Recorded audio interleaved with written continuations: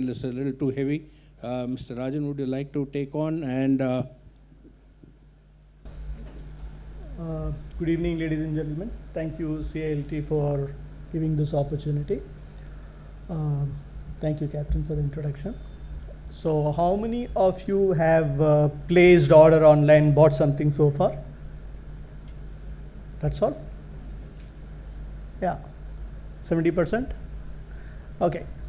The average age of an e-commerce shopper today is less than 30 in India. So we have the youngest shoppers. That indicates how potential this could grow. That is number one. Two, as we open the newspapers during the festive season, first 6 pages are filled with advertisements, offers, freebies, all of that. Then you get to see your news only on the 7th or 8th page onwards. That's a trend that we have been seeing, especially the last 2 years, as the fund comes in, etc. And the e-commerce companies are throwing freebies, very attractive, low prices, all of this. Is there a magic, or who is paying for it? I'm sure this is the money somebody has to be recovered from somewhere, right? At one end it could look scary or anything like that. No, there are no magics here. This particular industry is grown like that exactly. You have to get the shoppers to shift from one position to another. So there is a lot of freebies which goes, etc. So the first a few thousand or a few lakh who get the benefit, later when the whole mass becomes in crores, the price gets adjusted. That's how it is. And India has been magical, and we have grown very, very steady, and currently also it is over 31% stable growth. Interesting part is, earlier whenever there is an ad which goes, the graph hits up, the sale will go up, and then the ads are not there, then it will hit. Now it has come to the point, even if you do not release ad at all, no campaigns whatsoever, still the business grows. That indicates a healthy growth of this particular business, and it's going to transform. So this is a short introduction about how the e-commerce industry, the business has been growing in this particular country, and it has been very, very attractive. That's the only reason where you have a lot of foreign investment coming into this particular place and big giants fighting in this particular space. And the start of it, if you look at maybe 8-9 years back, when the early stages of e-commerce growth, etc., the first when they came, they needed stronger logistics one. And if I really agree with Mr. Day in the earlier session, he was actually throwing up that particular point that Amazon is a logistics core company. So when they came in first, India had a handful of logistic companies here, but they could not cope up to the expectation level of e-commerce, because somebody clicks order before he changes his mind, it's better to deliver it. But the conventional courier companies had their own timeline. They said 24 hours, 48 hours, 72 hours. There was some kind of a pattern, so it was not conducive. This compelled these people, let me go on, set up on my own. That's how Flipkart started, e-cart, and everybody there. You had all these companies who are e-commerce special delivery companies who came up in no time. And today you have the big funding companies like Carlyle, big ones who are funding into the last mile delivery, all of this particular operation. Collectively, this has created a huge amount of jobs, and still, I would say the areas where there is rapid growth is, one is your last mile delivery. You would find, as you go on any street, you will find at least 3 or 4 guys with big bags on their back, right, riding. Another is pickers, packers, who are there in the warehouse, because as soon as you click the order, there is someone who is going to run and pick up from the warehouse the respective point, and then it is going to be packed, etc. In my experience, I have seen one particular company where per day order was 1,500. In a span of 9 months, it went up to 40,000 per day.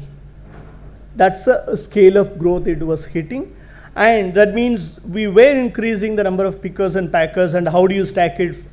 What are the most ordered items are there in the front, and the least ordered are in the back, so that the walking distance of the picker. If you see the whole of data analytics, the method by which the warehouses are built and the orders are processed, they look at, if you have 40,000 orders, how many orders are packed within 60 minutes in-house? Then it has to be transported. How do you work out your transport, logistics, courier, all of that? So, and warehouse skill is another point which has been in-house developed, exactly like how last mile deliveries where the e-commerce companies went on their own. By then others also followed. More companies came, FedEx started delivering, even Blue Dart, everyone has been used, etc. for delivery. And currently as we speak a day, collectively about 1.5 million a day, which gets delivered on a non-business, non-peak day, non-festival day. And I mean, you can just imagine the kind of a volume, and these are all the organized, the big ones. There are also a lot of small player, entrant level people who are still making up separately.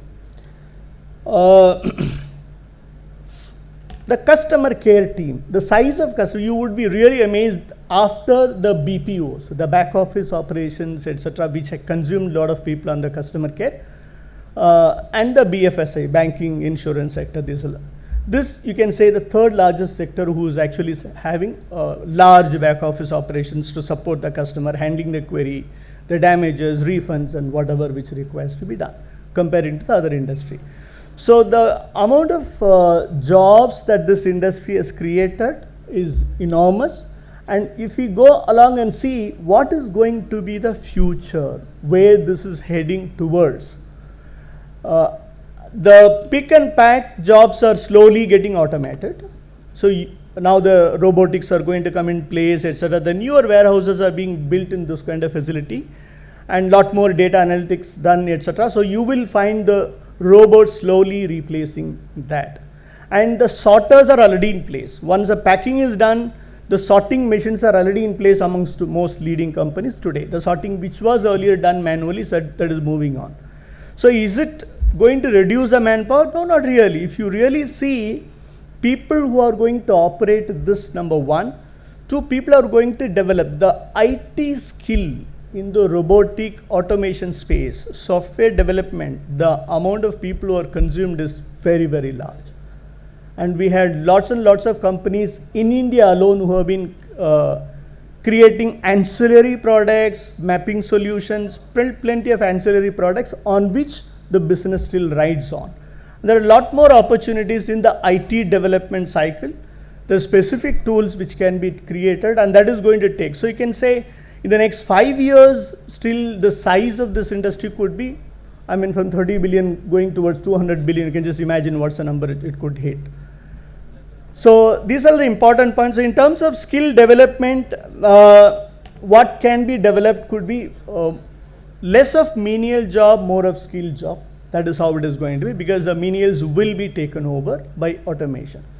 And these companies are aggressively working on it. They do not want to increase on the manpower. Instead, they will put onto the robots, and robots will do the physical part. Still, you will require a lot more operators than what is the number of people who are doing picking and packing. And there are a lot more device operation which is going to come. Lot more small mobile devices controlled activities which will happen, because currently pick and pack, some are using tabs, some are using variable devices, etc. So some more things will change on that as well. Lot more research which are happening on this.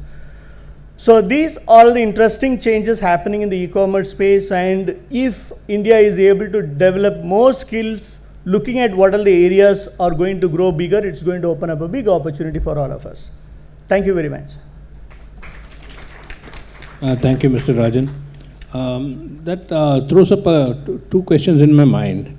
One, do you think it could lead to more job givers than job takers in terms of more entrepreneurs joining this sector?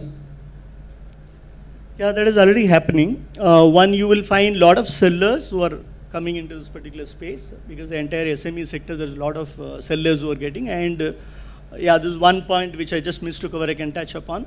Globally, when Amazon set up the center, it was more, they acquired huge million square feet warehouses in America, set up centers, they were acquiring in bulk and then they were selling. But things moved very, very differently. In fact, the Indian model is being looked at very interestingly, and they are trying to take it back to America, which is the seller-based model.